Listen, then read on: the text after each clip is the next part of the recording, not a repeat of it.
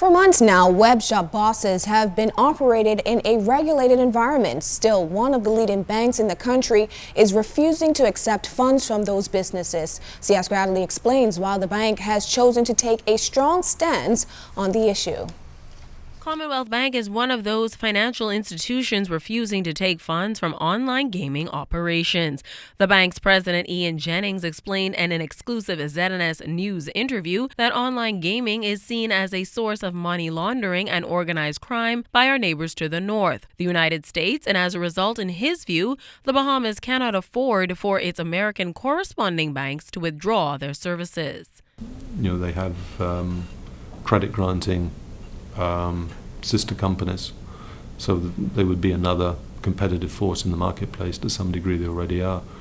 I think the wider question that is more difficult and a concern is what impact it's going to have in the international marketplace. I think you're familiar with the Canadian bank's stated policy on not banking online gaming. For the Bahamian banks, their issue is the position of our U.S. correspondent banks.